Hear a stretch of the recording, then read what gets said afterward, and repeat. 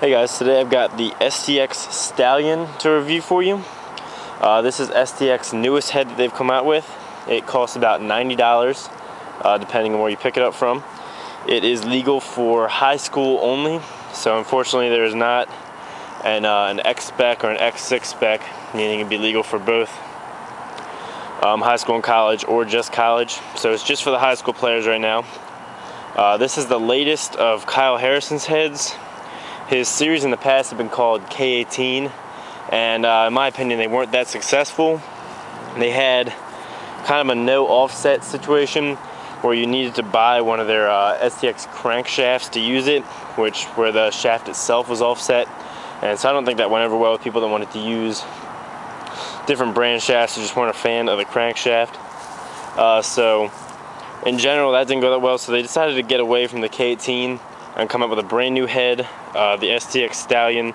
I guess his nickname is the Stallion.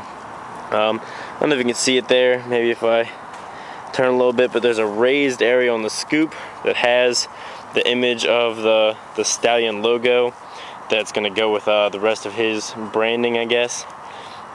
Overall, I really like this head. The weight is 4.9 ounces, which places it right in the bottom middle of the pack. It's a little heavier than the Nas X and the Evo Light, which are obviously both two of the lightest heads around, but it's right on par with the Super Power and the Proton Power, which both weigh in at around 4.9, 4.8. So it's right in there and lighter than most of the Evo series.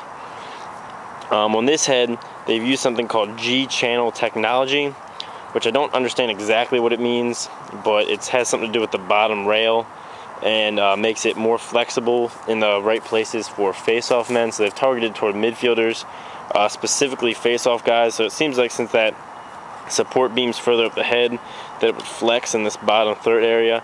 It does feel pretty stiff to me just holding it, but it seems like once broken in, a lot of face-off guys like to boil their heads or bake them. So it seems like once you break them in like that, it'd be all set to go. The stringing holes, as far as stringing this head goes, I like the top holes. They're plenty big. I really only ever use these, the main four, not these ones in the middle.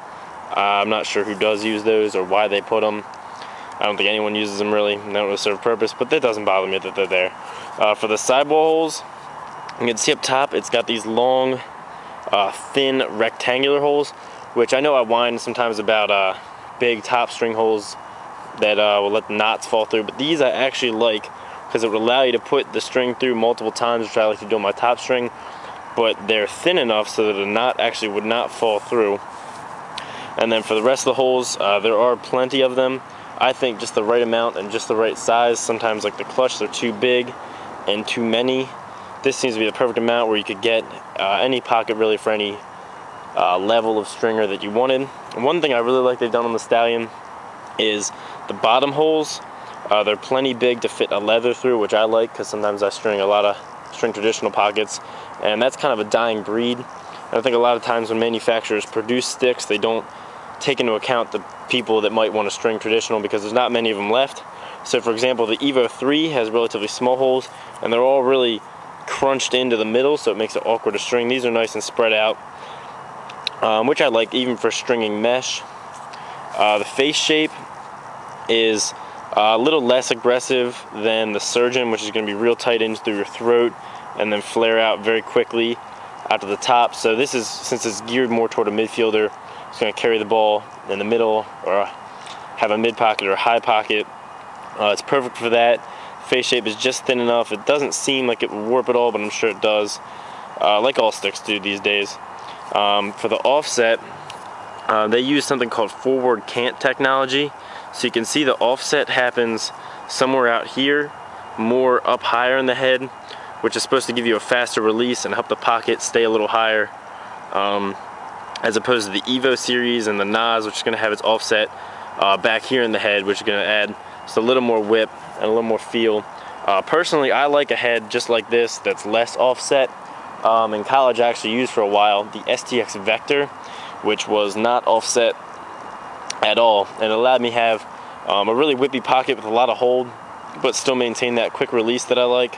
I know Gary Gate back in the day used to use the Viper, which was non-offset, and so it really doesn't make a huge difference. It's just all preference based upon what you like. So I really like the offset of this head. So if I was you and I was going to go out and I was a midfielder and buy a brand new head today, personally it would have to be probably either the Stallion, or if you play in college, then the Superpower. Those are two of my favorite midfielder heads out right now. But overall, this rates at the top of the heads I've reviewed thus far, definitely above the Evo 3. I like the face shape a lot more. I like the sidewall holes a lot more. I like the offset a lot more than the Evo 3. Make sure you check back for more reviews. I'll be posting them as often as I can. And thanks for watching.